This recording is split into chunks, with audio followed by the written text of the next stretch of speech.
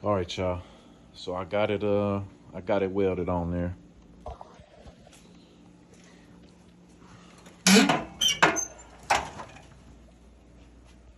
Got all my spot welds done. Got them all ground down.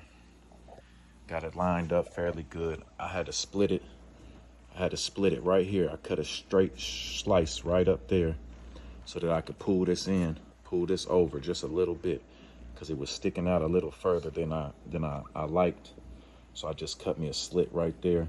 Then I had a tack weld right there. So once I tack welded that spot down, or plug welded, I'm sorry. Once I plug welded that spot down, then I clamped this and drawed it over just maybe an eighth of an inch.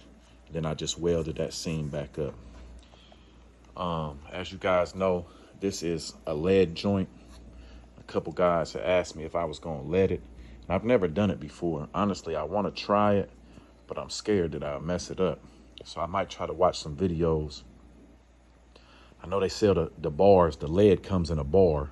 I know they sell the bars of lead at the paint store down the road because I've seen them there before. But I need to watch some videos and see the application because I don't honestly know. Like, of course, I heated it up with a MAP gas torch to take it out, but I don't know the process. I know I've seen it before. They put that stuff. I'm trying to think of the name of it. When you solder stuff, you put that liquid stuff on there first. I can't think of the name of it, but anyways, I know they put that on there first, and that like conditions your metal or whatever. And then as you put in the flux, they put the flux on there, and that conditions the metal or whatever. And then when you put your lead on there, I guess it like makes it stick better or whatever. But I don't know if me heating it with that, trying to do it with that MAP gas torch is going to be adequate enough, or if it's just basically going to be doing more damage because this metal isn't super thick. So I'm in my head reality thinking trying to heat it up with the MAP gas torch is going to do more damage than good because I think it's going to start taking the shape out of this metal as it gets hot.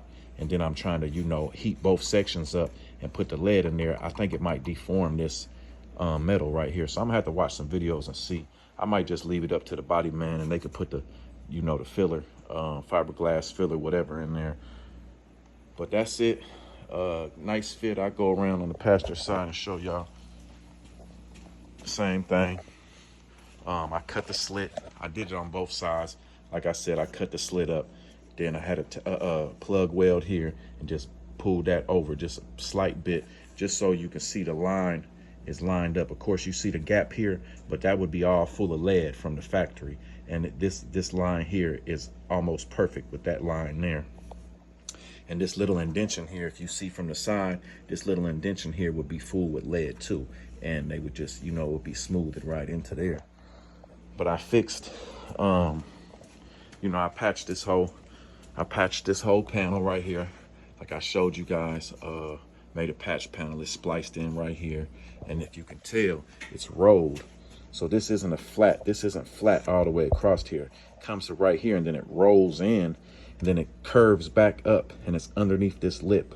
So I had to pry this lip out some and I rolled it on my bead roller here with the radius die, and then I bent it back up with the some vice grips. And I got it laid down in there. And then there's actually a hole right here that I was able to stick my little pry bar down in there and manipulate it to come flush with this metal down here. And I got a small backing plate on this patch panel so that when it slid down in there, when I welded this seam up, there's a backing plate so I could really put some heat in there and weld that seam good so I could grind it all back down smooth. Because like I showed you guys, the trim piece bolts in this area right here. So this has to be smooth. Also, I had to go get some new bolts from the hardware store for this. There's a plate on the inside that this bolts to, and there was a little backing plate that held this plate from being able to fall. So like if you took these screws out, there's a little plate inside of there that holds the actual plate that these screws are going into from falling down in there and you not being able to line it up again. So I just made a quick little plate to put in there to hold that. And then I got these screws from the little Ace Hardware, but they only had coarse thread, and the ones that came out of there were fine thread. So I ended up having to just run a tap through the hose and was able to use the coarse thread, because when I took this off, one of the bolts broke and then the other one was just real rusty. So it's got two new, they're called machine screws or whatever. They got like a little bevel down inside of there. So that's a new backing plate in there, cleaned it all up, everything. And I remade this piece right here, as you can see. Got a couple plug wells there, and this piece came up. Then I transitioned it into this